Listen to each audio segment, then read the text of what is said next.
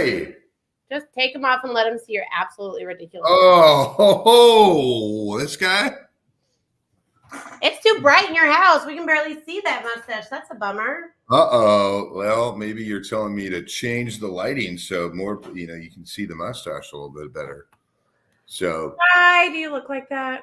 So just letting everyone know, Aaron hates my mustache, but if people want to chime in and talk about the mustache instead of Bestway International, because I'll tell you what, Bestway International would love this mustache. Okay. I swear, if our bosses, Jay or Riley, are watching, they would absolutely love it. I guarantee it. Guarantee, strong word. 99% of society would not. So you're in good company. Would they? I don't know if they would. Hi, Sky. How are you? How was your 4th of July? Doing wonderful. Went to the beach with the kiddos, and we caught jellyfish in what beach? It was in Florida, a seaside, 30A. So it's a great place for kiddos. Not a lot of trouble you can get into. So it wasn't shotgunning beers at the Ozarks with this mustache. What were you up to? Were you lounging in your pool? Were you chasing down teenagers? What's cooking? Well, my teenager is in London right now. But we did the pool for the 4th, and then we went downtown and stayed at Lowe's and had like a girls' weekend downtown. Whoa, I didn't know that. Mm-hmm. Yeah, I love that. So you and Lily, or was it a girls' night? Is in social? No, me and Lily. Oh, cool, baby. And then we did facials and just did.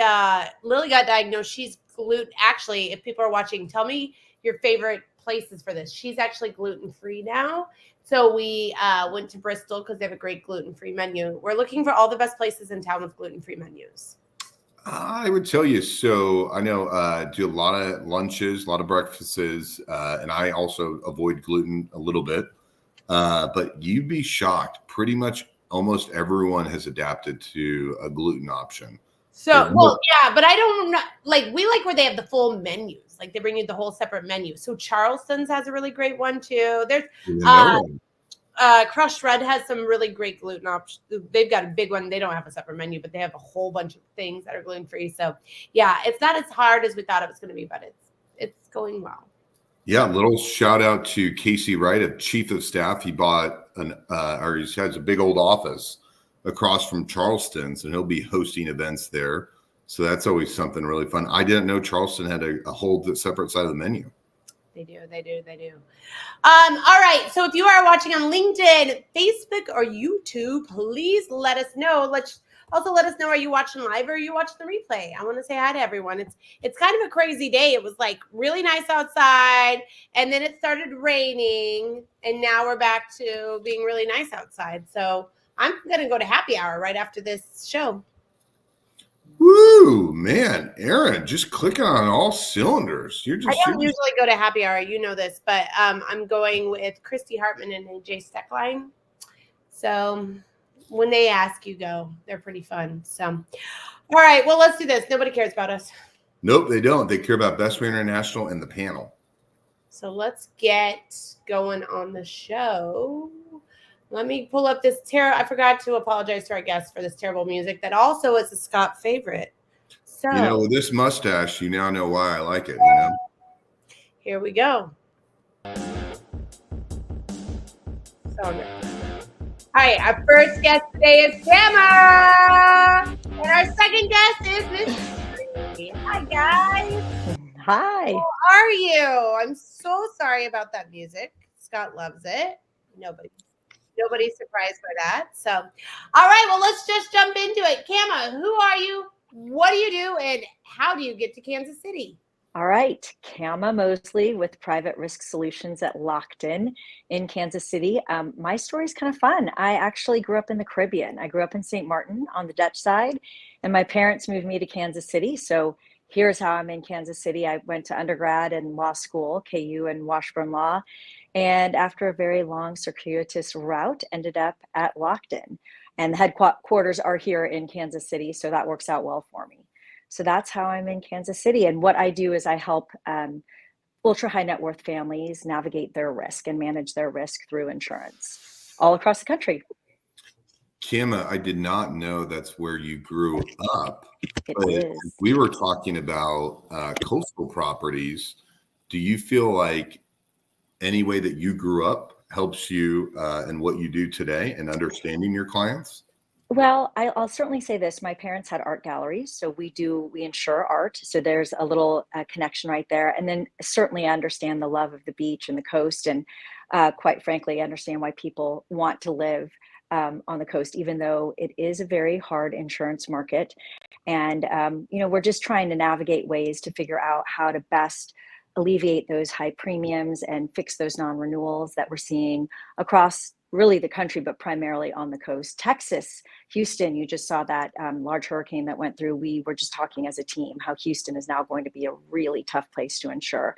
Good news, though, because I don't like to be all doom and gloom, is there is some capacity opening up in Florida and California. Still a little tough in Colorado, and certainly, like I said, Houston's going to be rough. But cyber insurance in the high net worth market for high net worth individuals is super soft and available and affordable. So I'm just not going to always be doom and gloom. Unfortunately, I spend all day I feel like delivering bad news with this hard insurance property market. Let me ask a question as the non-insurance person on here. Why is Colorado hard? Wildfires and hail. And actually, the Midwest is I just read an article in the New York Times today. Oklahoma is the top 7th hardest place to insure in the nation. Convective storms are causing a lot of problems. The whole country really is not safe right now with insurance. So I guess the good tip to leave for you today is just making sure you have a broker who's really a partner and a consultant and helping you advise and look 5 years into the future, not just how you can save a couple dollars today. It's really important for the longevity of your program. That's a really good tidbit that you shared about cyber. So hopefully everyone listened to that because you would not know that. Why is that the case that cyber is something that's coming down a little bit for high net worth families? I can answer in 8 seconds. It's because it's new on the market. You don't find it in the standard market. You only find it with the carriers like Chubb and AIG, Pure, and it's new, so there's not a lot of claim history. So it's good to go. Good job. Good job. Thank you. All right, Sherry, who are you? What do you do? And how did you get where you are? Tell us where you are. Okay, my name is Sherry Rais. I am the CEO and co-founder of a company called Enthea.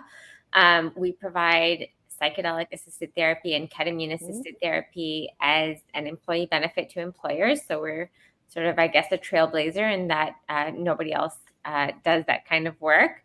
That's a little bit on what I do, but a little bit more about who I am is I am originally from Toronto, Canada. So navigating US healthcare has been fun for me and a lot of things to learn.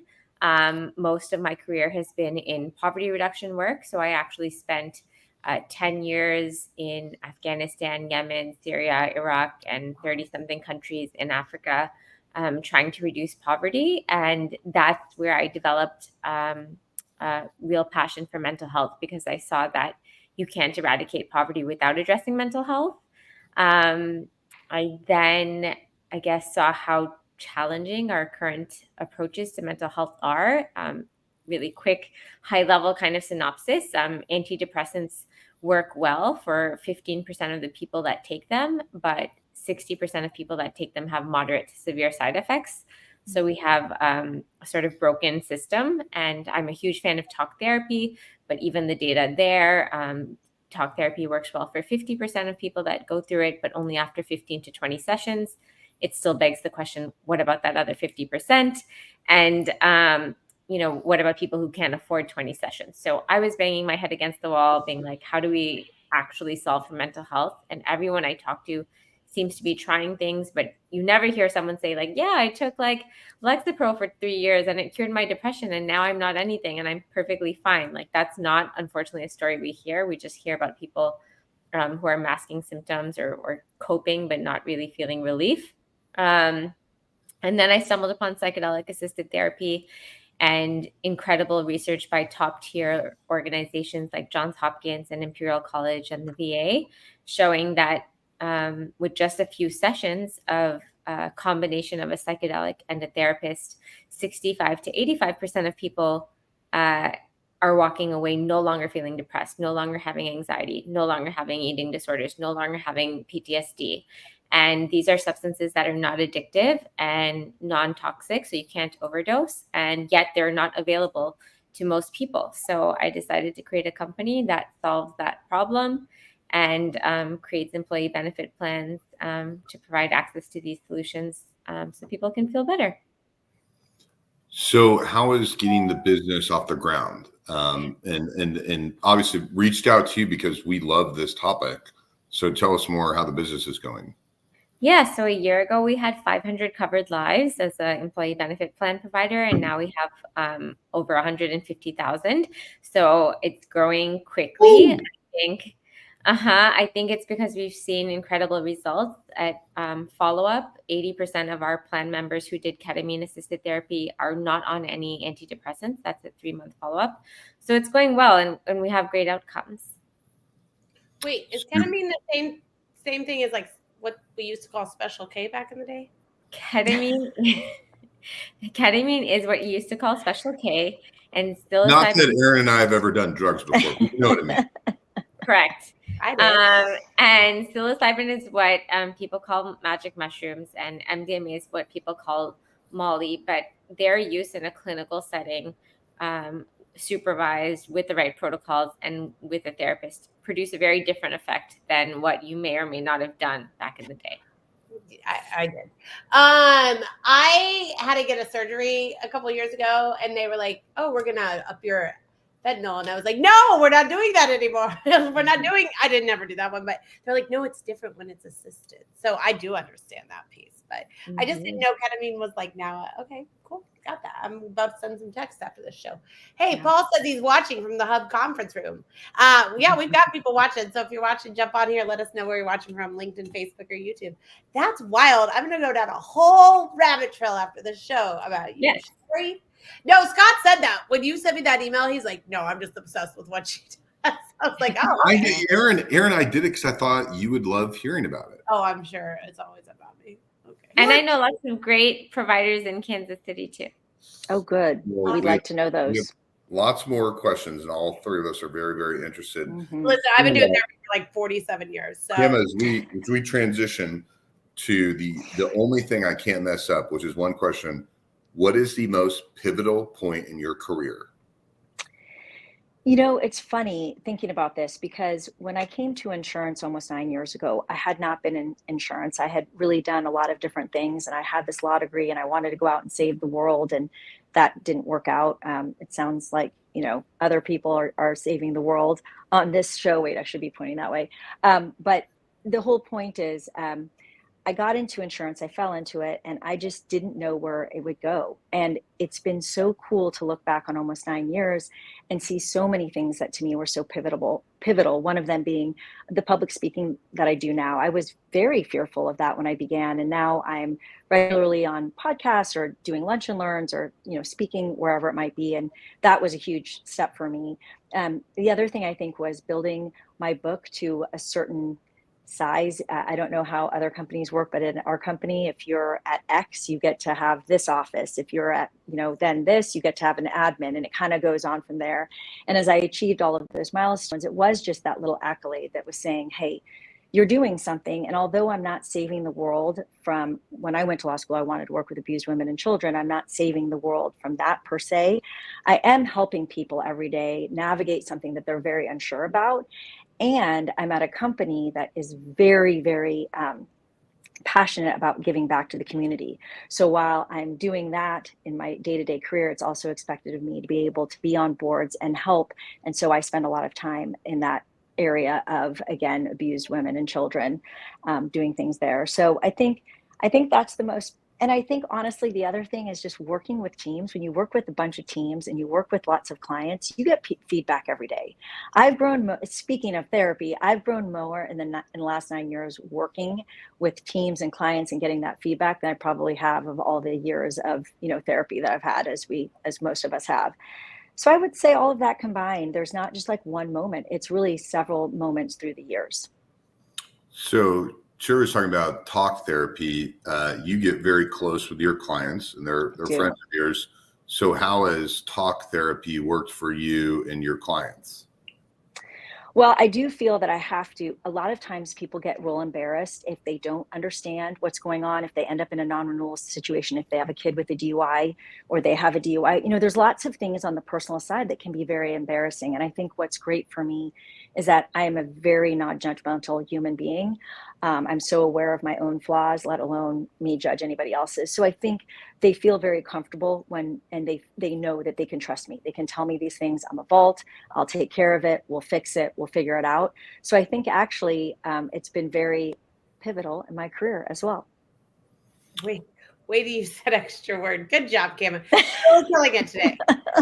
Thanks. Cam and Baby are never, like, out of the 4 years of doing the show, I wasn't going to tell you this, Cam, but now I'm going to tell you this. Cam and Baby are most wanting to be prepared guest ever. I got more emails from Cama about her appearance on this show than I've ever received from anyone ever. So she's really killing it. I'm a type A planner, 100%. Yes. Well, that is a record because we've had like 800 guests.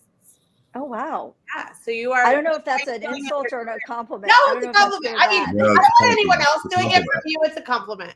It's a compliment. Thanks, it's a very good compliment. That's why you come so prepared is what I'm saying. Sherry, I know we all wish we had much more time to ask you a lot more questions, especially going to 30 countries and then starting the company you did. But what is the most pivotal point in your career so far? I'm the opposite in that I'm not as well planned, but there are many moments. I think one off the top of my head is really just my decade-long experience at the UN and the World Bank. During that period, I worked on, like I said, implementing poverty reduction programs in over 35 countries. And that gave me a really unique perspective on the intricate challenges faced by communities worldwide. I saw firsthand how initiatives to eradicate poverty can only go so far if we don't address mental health. And I also saw that the connection between poverty and mental health is like very clear. Unresolved mental health issues significantly hinder economic development and individual well-being. I encountered numerous cases and people where despite having access to better economic opportunities, they just couldn't escape the cycle of poverty due to debilitating mental health conditions like depression and anxiety. And that realization was very pivotal for me. I began to see that without addressing the mental health of individuals, broader social and economic initiatives will always fall short of their potential. And to be clear, I see that in the US, like it's not just in developing countries. I see that here as well. A lot of the initiatives we try and implement here don't do well, or even like in our own family dynamics, it's hard to move further and progress when we don't address underlying mental health issues. And I think in my search for effective solutions, I delved into various treatments and really discovered that our traditional methods are falling short, to say the least.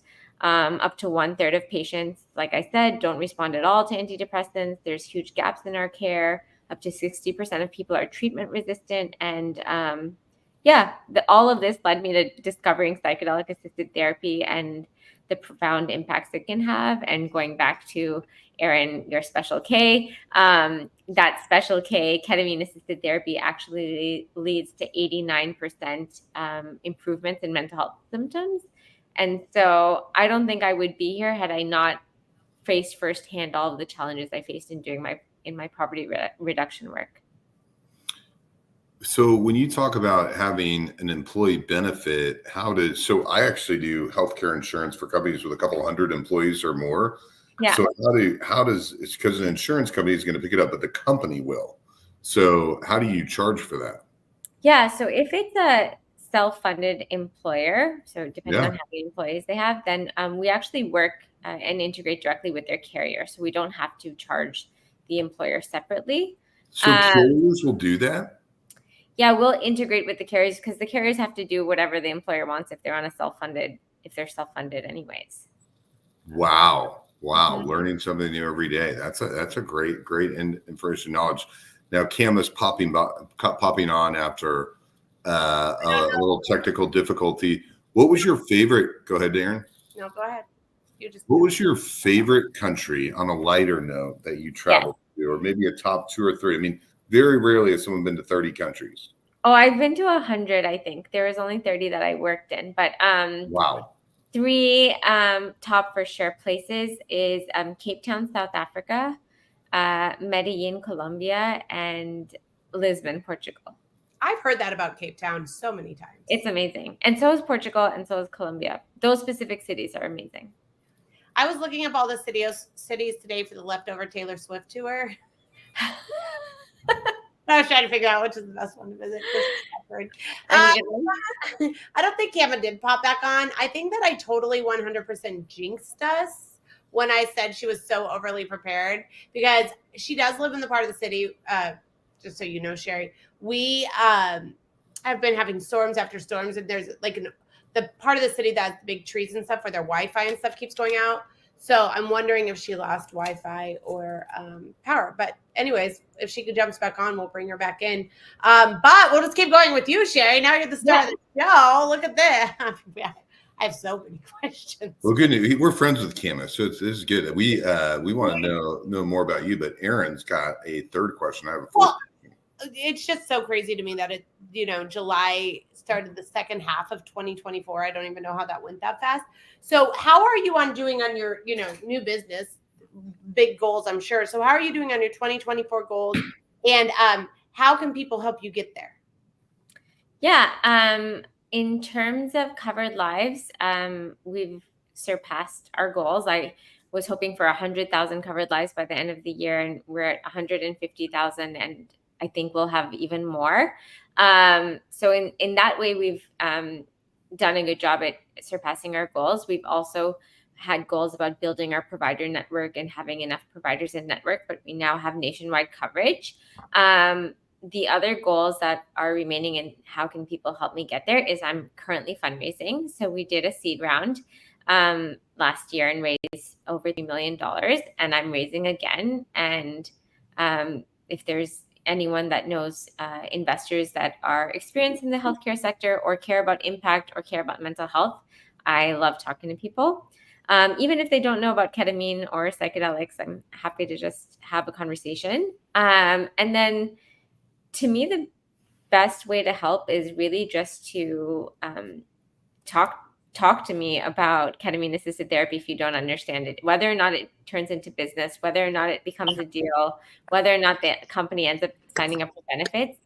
I am here, going back to your original questions, like how did you get here? I'm here because I really care about reducing human suffering and getting people access.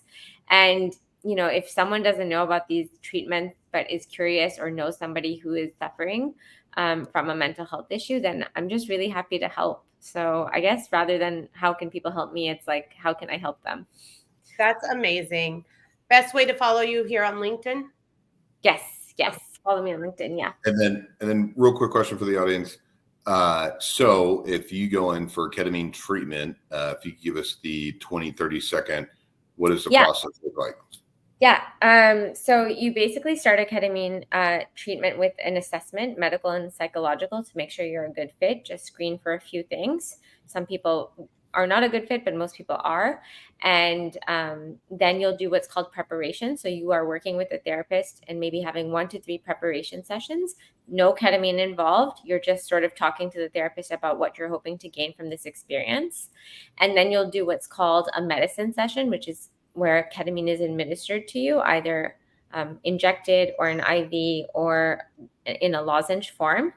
And when you're in that sort of altered state with the ketamine, either while you're in that altered state or within the first 24 to 48 hours, you'll do a therapy session with the therapist again, sort of taking advantage of this neuroplastic state that your brain is in.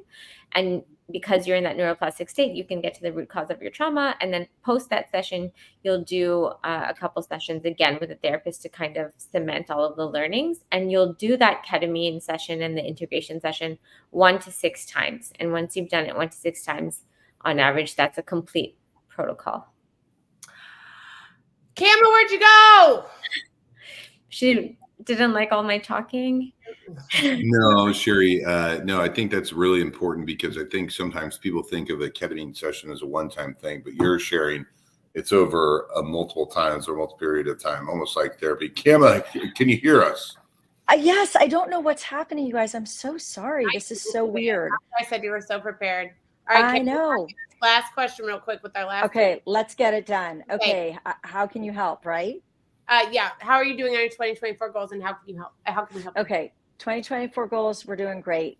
We are all about education. I am very passionate about making sure that everybody's understanding what is going on in this insurance industry so that they can navigate it well and not end up with a non-renewal and end up, just making too many claims and ending up really in a bad spot.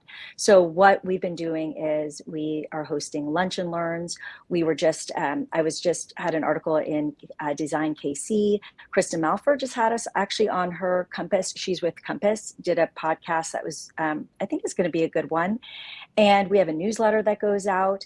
And so what we really love doing is just getting out in front of anyone who helps advise families and help them understand how they can help advise their families, and also to get out in front of families and just give them sort of those top tips and tricks so that they really understand how to navigate and what to do. Because let's face it, of this whole conversation, we want to talk about ketamine. We do not want to talk about insurance. It's not sexy. It's boring.